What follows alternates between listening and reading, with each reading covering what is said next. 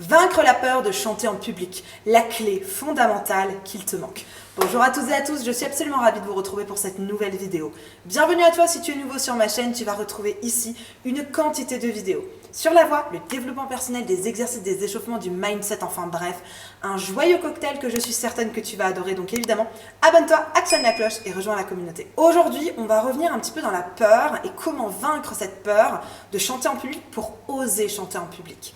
Alors on a fait un live il n'y a pas longtemps avec Marie-Laurence Dubé et en fait cette question elle est venue dans le chat. Une petite bichette qui nous a dit que voilà sa sœur, elle avait du mal à chanter en public, qu'elle avait peur et je me suis dit que ça serait intéressant d'en faire une vraie vidéo pour vous expliquer comment faire, comment vaincre cette peur parce que je suis certaine qu'elle n'est pas la seule dans cette situation. Donc aujourd'hui je vais vous expliquer des étapes clés, la clé fondamentale qu'il te manque, qu'il vous manque pour réussir à vaincre cette peur de chanter en public. Juste avant de démarrer, je me présente très rapidement, je m'appelle Elena Hurstel et je suis votre coach vocal depuis 2013 pour faire de votre voix votre allié numéro 1. Rejoignez-moi également sur Facebook et sur Instagram. Dans la description, il y a un petit lien vers une vidéo privée. C'est un cadeau que je vous fais, une vidéo qui n'existe nulle part ailleurs. Donc, cliquez dans la description, croyez-moi, vous ne serez pas déçus. Allez, c'est parti, on rentre dans le vif du sujet. Allez me chercher de quoi noter, un papier, un stylo, parce que croyez-moi, vous allez en avoir besoin. Vaincre la peur de chanter en public, la clé fondamentale qu'il vous manque. On va regarder aujourd'hui et vous allez me répondre à quelques petites questions pour qu'on puisse y aller step by step et comprendre d'où ça vient. J'en ai déjà parlé dans une autre vidéo pour prendre la parole en public, vaincre cette peur-là. Il y a des éléments de cette vidéo que vraiment je pense qu'il faudrait que vous alliez voir parce que ces deux vidéos vont être complémentaires. Maintenant, j'aimerais qu'on revienne un petit peu dans c'est quoi la différence avec la voix chantée. Voix parlée, voix chantée, souvent c'est pas la même chose et vous allez avoir beaucoup plus de jugement sur votre voix chantée parce que le fait de chanter c'est perçu comme quelque chose d'un peu extraordinaire. Non mais j'arriverai jamais à chanter, mais ça c'est un truc de star, soit on l'a à la naissance comme don précieux, soit on l'a jamais, moi de toute façon je chante pas bien et j'arriverai jamais à chanter, blablabla. Blablabla. J'en ai fait une vidéo sur est-ce que tout le monde peut chanter, je vous la mets juste ici.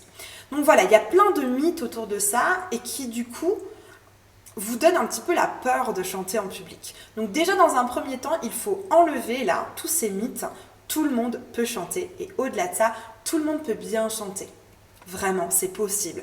Tout le monde peut bien chanter, il suffit de le travailler, notamment avec un coach vocal, comme c'est mon métier, pour vous donner des outils pour améliorer votre voix, arrondir les angles, si je peux dire ça comme ça, pour vous permettre de vous réconcilier avec votre voix. La première question que j'aimerais vous poser donc, c'est est-ce que vous avez peur de chanter de manière générale ou c'est juste devant les autres ?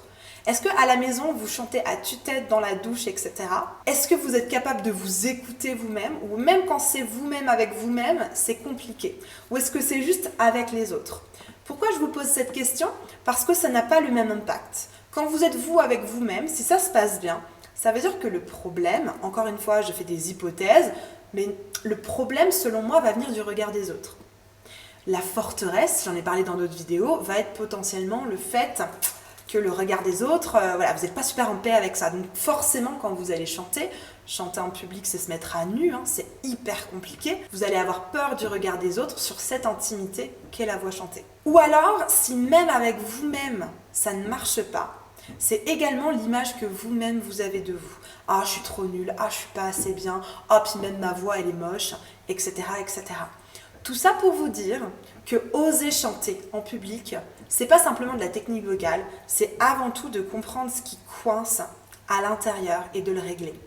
Et j'aime souvent appeler ça la conséquence et la cause. La conséquence, c'est que vous n'arrivez pas à chanter en public. C'est quoi la cause ? C'est quoi la cause ? Une image de vous-même qui est un peu déformée, vous avez un peu honte, vous n'aimez pas trop votre voix, ou alors la peur du regard des autres. C'est quoi le problème ? Posez-vous vraiment la question. N'hésitez pas à liker cette vidéo si elle vous plaît et si vous apprenez quelque chose.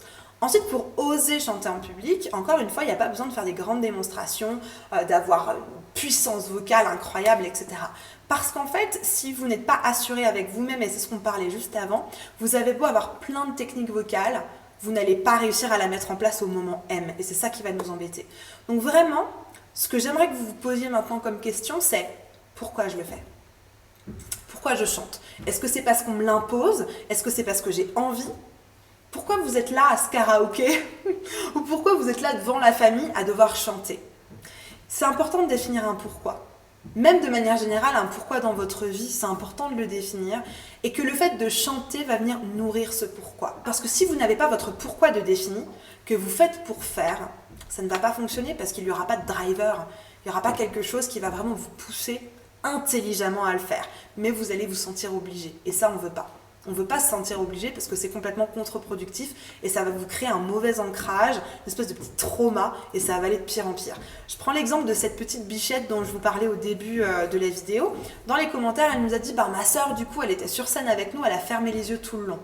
Ça, selon moi, c'est pas une bonne idée en fait parce que ça va lui créer un ancrage que quand elle est sur scène, c'est la panique, elle ferme les yeux comme dans les manèges où on est comme ça là. Pas bonne idée. Pas bonne idée, il faut le préparer en amont. Ensuite, il est important de définir vos valeurs hautes. Qu'est-ce que c'est vos valeurs hautes?